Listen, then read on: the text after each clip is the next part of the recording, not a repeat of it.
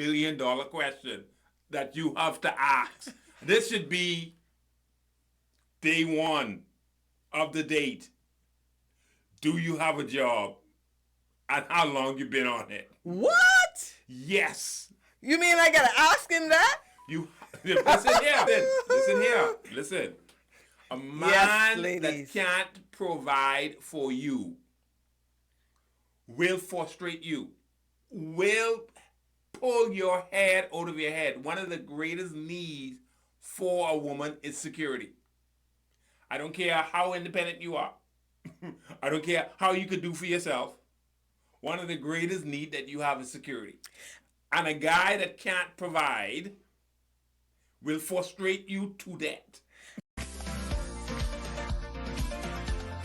Yes, it is quite a hot topic. And I believe that we're going to have some really good insight. And more than anything, I believe the Lord is going to reveal we're going to break up some strongholds and religious thinking and bring about some truth. And it's like, okay, God, I've given you my quota, my quota of time for the week. I am about my own business. See you later. See you next week. Is Christianity a mere set of religious rituals and doctrines, or does it encompass something deeper? A kingdom with its own laws, principles, values, culture, and dynamics. I'm thrilled to have you join us today as we dive into a topic that sparks curiosity and contemplation. Hey, welcome back to Ask Wifey. I'm Jamin. This is my wife, Nicole, and we are excited to bring you another podcast. And as always, our whole goal here is to bring you kingdom principles to empower you as a kingdom citizen. Hey, Wifey, say hi. Hi, everyone. I'm Wifey. We are excited for another episode, and we are just fired up to take it on. I must say that we're going to dig deep today into a topic that isn't really talked about in churchdom a lot. Oh. Okay? And it seems every time we take on a topic is one of those topics. This topic kind of rolls over from what we did in our last episode dealing with being unequally yoked. Right. And we got a lot of other questions. Although we were already kind of leading into that. Yeah, this was part of the plan. And if you can read the topic top of the screen, our title is Dating the Kingdom Way, 12 Questions You Must Ask and Why. Dating the Kingdom Way. Now, we're going to say up front, this particular episode is going to be focused in on the questions women should ask men. So all women pay attention and all men pay attention because there may be a test. Yes, there will be a test. And we're going to see how you ask the questions and how you pass the questions. Okay, let me ask. I've searched the Bible. I've never found the word dating. Where did that come from? How do we pull from that? You were saying you did your research, and what did you find? In my research, asking and looking for references to dating in the scriptures, I did not find any. I could not find any scriptures relating to dating anywhere in the scriptures. Hey, you know why I believe that's the case? Why? Because they did not date. They did what I believe should happen. When it was no such thing as dating, it was they normally put individuals together, and your father and my father said, you had a daughter, I had a son. Okay, what type of diary you could bring forth, and because we know each other, we expected each other to be able to. We expected each other that we raised our kids in the correct way. There was a price that I paid for a bride. My father paid for a bride. I paid that price. We got married, and there was There was a very brief courtship in some cases. In some cases, they just took you to the altar. Now, we say today that we are modern, okay? And one of the things I tell a lot of individuals, because we're modern, is the reason why we get in so much problems. I would agree with that. I think there are a lot of ancient boundaries that we have removed, and it has caused a lot of trouble and heartache going on. And I know for a lot of people, the a lot of the ancient ways seem barbaric or uncivilized or whatever you may want to call it, but there was some wisdom, there was some safety, there was some surety in how things were done. And so here's what we're saying. In today's society, when I look at how we're supposed to be, first of all, examples to the rest of the world, one of the things that we should always be pursuing is the purity in what in which we do everything that we do. And where we go wrong, the first thing we go wrong is we've taught our boys and our girls how to get a boyfriend or a girlfriend. Okay? And they end up in problems. For me, a man or a woman should be looking for a mate. I guess the question should be asked, what is the purpose of dating? Exactly. And for me, again, it's to find a mate. The end product of dating is, I believe, to marry. And not to get a friend, not to hang out, not to Netflix and chill. Okay, when shack up. When someone takes you out on a date, they're saying that I am interested in you becoming my mate. And if that's not their intentions, you should not be going out on a date, because that's what a date means. Okay. Now, if someone is taking you out and they're not calling it a date, that means they're not interested in you becoming a mate. Yes. So what we're gonna do is we're gonna help the singles. Okay, with this process. Here's how we're gonna help the singles with this process, and we've developed 12 questions. I know we won't be able to get through them this episode. And these are questions for the ladies, right? Yeah, we're gonna start with the ladies. We're gonna start with the ladies. These are 12 questions you should ask a guy, okay, that you're gonna allow to take you out on a date. That means he's looking for a mate. And again, we are speaking to citizens of the kingdom, believers. Yeah. But like you said earlier, the standard that is set in the kingdom works well outside the kingdom for those who want to apply it. And I think it serves as wisdom and safety for any young woman and young man deciding that they are going to make some pursuit towards marriage. Yeah, so one of the first things as a kingdom citizen, a lady who is looking for a mate should understand. The guy that takes you out on a date should know that you are a believer. You shouldn't even be going out on a date with a guy that's not a believer. And if you have some debate about that, go back to the last episode when we talked about, and we did a whole episode on that. We're not going to debate that. So the first question you should be asking an individual is, are you a believer? Okay? Are you a part of the kingdom of heaven? Yes. And if they say yes, and you don't know them, okay? And you don't know them, and they say yes, you should say, tell me your testimony.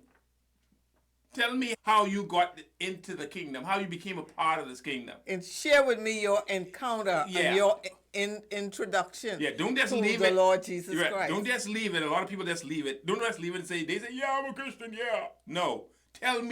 Give me your testimony. And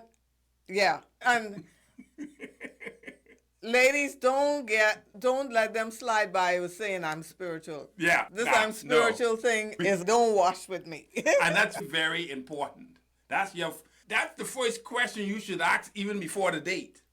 So, yes. I mean, when you decide that, or eyes catch across the room, and this guy looks at you and you look over and your eyes catch, and there's that connection, that is not the time to lose your sense of Sense. soberness. Soberness is right. And wisdom. Yeah, that is the time when you need to get even more hunkered down. He, first of all, has to get qualified to even take you out on a date. One of the things we want to say here is, ladies, what my wife called it, the thermostat. The thermostat, the gauge or thermostat in the dating phase of any relationship. This is Nicole's philosophy based on scripture, on how I feel. I shouldn't say how I feel, but how I believe the dating relationship should go. I believe that in the dating relationship, the woman is the thermostat or the gauge. This is the most control you will ever have in this relationship. This is the are the boss. This is the most driving force you will have. This is a lot of what goes on, starts and stops or proceeds, is dictated by you. Yes. And if you understand that, you will understand how you will always be in a safe place once you have that thought. You gauge. A guy comes up to you and say, hey, pretty girl, or hey, lady, or how you doing? Or hi, my name is XYZ, and I would really like to get to know you. Can I take you out on a date? If you say yes or no, you decide the direction. Yes. The next question from you should be, so how do I know you? You know, that small talk. And then the next question should be, I'm a believer. I'm a part of the kingdom of heaven. What about you? Okay? And one or two things are going to happen. They're going to either be ready for you, or it's going to be the case. It's either going to be a flight or a fight. Situation. Okay. And one of the things that I always reference when I think about the dating scene, with especially from a believer standpoint, I look at nature, and I got my cues from nature, and in nature, the female, in many species, the female was the decider of who her mate will be. And in the bird kingdom, many of the species, the bird species, especially if you go into the Amazon and the jungles and places like that, and you look at some of the documentaries, these dudes they had to dress up, they had to dance, they had to sop around. I watched one the other day. I mean, and just to get a date. just to get nailed. Birds now. She was on the limb, way perched up high, and he was down on the ground, and all of his foliage, his plumage, his feathers and everything were colored, and he was flicking them, and he had to flick them a certain way, and then another guy came along, and the two of them started competing, and there was a competition. She didn't let him just step up to her and say, okay, I like you. Let's go. Have my baby. Yeah. No, he had to show himself worthy and competent and strong and able and competent to pass on that seed and secure the lineage of that species. And the one who had the most colors and the most dance, the most effort, the one who put in the work, who proved himself, was the one who got a chance, who she chose. I watched that sister bird sitting up there on that limb, and she's watching them, and he going and he dancing. By the time he's done, he hardly have any energy. And the other guy, and what she did, she watched the two of them, and as they did their thing, she watched, and when they were done, and they stopped, then she flew down, and whoever she stopped in front of, that was the guy, and they flew away. And the other guy, he had to go on and try and find someone else. So the moral of the story, don't let these guys step to you and you give them a free pass. No. The first question is, are you a believer? Yes. And the next question in that is, tell me your testimony. And you want to listen to the testimony. You want to listen. And if you start them, if that sound like RTD2, okay, they're not too sure, you don't have to worry. disqualified. Now, I know what you're saying. You don't have to be rude. I know you know what you're saying. I know what you're saying. But I meet a lot of guys in church. Do I have to ask that? Yep. Every time? Especially in church. Now, there are certain type of persons. There are individuals that you know of who I know, for instance, I know some women who grew up with me in church. Okay? I knew them. I know their testimony. They stand a better chance because I know them. Okay? But so from a woman's standpoint, that may be the same case if this is somebody in church. Now, I'm not talking about these guys who show up 2 years ago, okay, and started getting really active, and you say they are a believer because they're in church. No. Here's what you do here's what you do in this scenario. You want to, based on... And these are the guys. This is the guy who just showed up. Who just started. He showed up. When I say they showed up, he might have been there 6 months. He might have been there 8 months. Everybody know him, and he says he's a believer. Okay. You have to follow the fruit, and the best thing to do is to seek your covering. In this scenario, you don't know this guy like that. The next step would be is to seek your covering. He steps to you. You should say, let me go talk to Pastor so-and-so. Let me go talk to Deacon so-and-so. Let me go talk to Elder so-and-so. And that's a very good point, hon. And I want to stick a pin in there. Because one of the things that I valued as a single believer in the church that I grew up in, or that I was in, was that there were men and women, senior men and women, pastors and senior persons that I could go to with counsel and present. Didn't you have to be present? Didn't you get presented? Yes, definitely. I went through that process. We have to understand the covering, the protection, the wisdom that we have in the body of Christ. Mm-hmm. And we have to utilize it. Yep. You know, a lot of people, I don't want nobody in my business. And I'm not telling you got to have everybody. There's some Sister Janes there. You don't want them nowhere near knowing what you're doing. But there are some women, godly women, who you can go to for counsel. And also your pastors, that is what they are there for. Use your spiritual covering that you have. Because why? Fellas got game. Okay? I's a fella. Fellas got game. And I's a godly fella. Fellas got game. And some fellas come to church just to find good dates. Okay? Or just to find a Christian girl. Or find a believer girl. Someone who is submissive. Yeah, because and you are so right. And I remember, again, I may have mentioned it before, but I remember growing up, and I don't have biological brothers, but I got stepbrothers. Mm-hmm. And I spent time hanging around them, listening to them talk and stuff.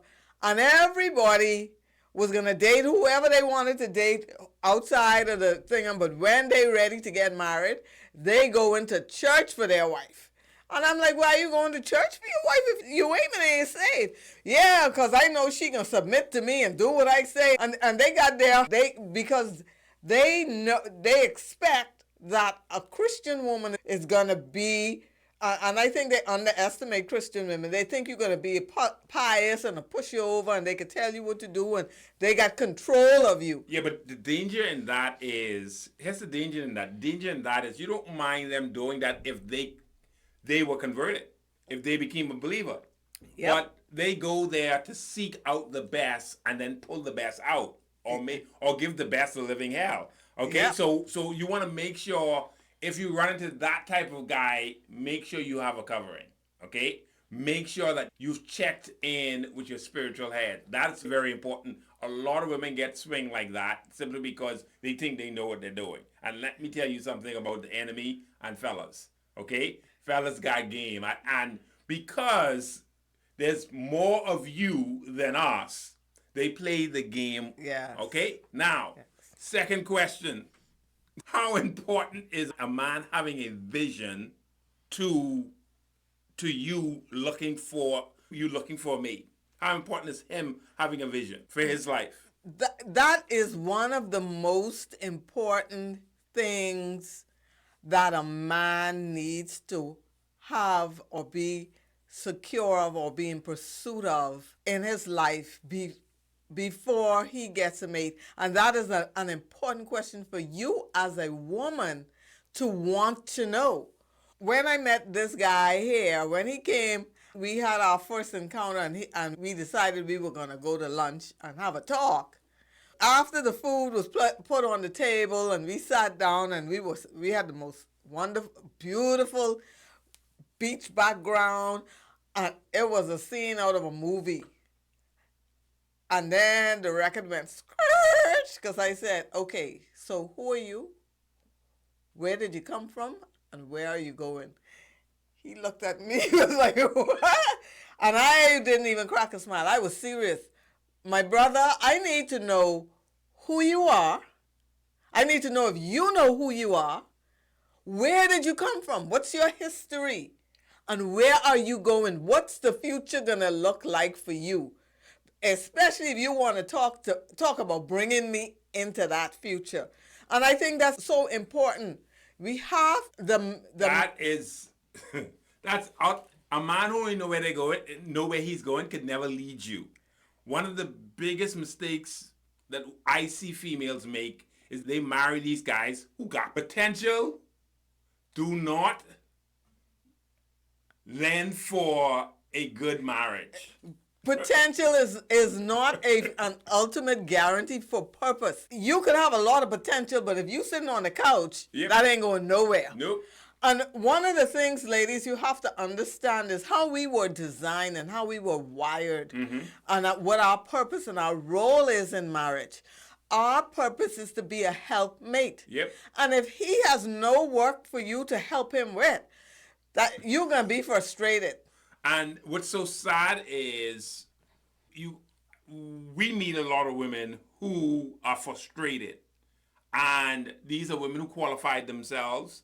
These are women who made sure that they were prepared and ready for marriage. And then they end up in a marriage that stalls. There's a monotony. Nothing's going on. All they do is they go to work, they come home. They go to work, they come home. They go to work, they come home. And there's a sense of inside a frustration, a woman screaming to come out and do something and conquer the world, wanting to run side her husband, her mate, and just dominate in the area that he's been called to. And she's got the gift, she's got the qualifications, she's prepared herself. And most women have prepared themselves. And you may think, okay, I'm going to college and stuff for my career. But most of what you are going to college and what you're training for is to help support help you run were created to be a helpmate. Marriage Incorporated, and fulfill your God-given purpose and his God-given purpose. And a lot of us women, we're smarter. Why are we smarter? Because we are designed to come alongside and bring solutions. And we're an incubator. Yep. You put that idea in there, and we are gonna. By the time we pull that back out, you got a corporation, you got a business running, and so it is important that the guy that you are gonna yoke yourself to is going somewhere. And if you have already married a guy and he still hasn't found his place or found his purpose and know what he's doing, then it's incumbent on you to begin to pray and to begin to cover him and begin to petition the Lord on his behalf that he would come in and find that purpose, so that both of you will move out of that frustration zone. And you're talking to someone who's already married. I'm talking to someone who's already married. And if for any reason you aren't married, you're single, and you don't understand what we're talking about, let's go look for a lady you know who married who looks frustrated. Okay? and ask them to tell you the story about how they looked for everything else outside of asking that one question. What's your vision? Tell me about tell me about yourself. Tell me about where you're headed, where you're going to be in 5 years. Okay? The next question, which is a $1 million question that you have to ask. This should be day one of the date. Do you have a job? And how long you been on it? What? Yes. You mean I gotta ask him that? You listen here. Listen here. Listen. A man that can't provide for you will frustrate you, will pull your head out of your head. One of the greatest needs for a woman is security. I don't care how independent you are. I don't care how you could do for yourself. One of the greatest needs that you have is security. And a guy that can't provide will frustrate you to death. When I think about that need, that importance in a woman's life, you have to understand that as a daughter, I grew up with a father that provided for me, that ensured that I had what I needed. And that's the role of a father. And a part of you being given over to your husband is that he resumes that responsibility. Yep. And it's almost an innate need or desire in us as women to want the man in our life to provide. We can do it. We can do a lot of stuff. We can work. We can go out there and make jobs. And in many cases, some women make more than their husbands. But the whole thing is that it raises a level of respect and honor to him when he is doing for the family, when he is caring for you. Let me draw some scenarios here, because we got different types of men in different scenarios. Okay? I'm going to say, in this scenario, I am the father. My daughter, she's 20. She comes home to me. She's probably in college. And she says to me, Daddy, this guy said he's interested in me. And what do you think? Okay? I'm going to say to her. And I'm hoping you young ladies who have a father around are going to your fathers, your dads, about the guys that you're dating and trusting them. I'm gonna tell him, invite him for dinner. If he's serious, the first thing may scare him off is him having to come to meet me. Okay? But let's say he's bold enough to come to meet me. My first question is going to be to him, not what his intention is. My first question to him is he a believer? First of all, my daughter ain't going to bring me someone who ain't a believer. Okay? That's the first thing. Secondly, so my first question is, tell me about where you're going. Tell me who you are and what's your plans. If he in college and she in college, he ain't got no plans. He right now putting together a career. Trying to figure out where he's going to go. So I can tell my daughter, this guy could be a friend. This ain't no mate. Not yet. Oh, this ain't no mate.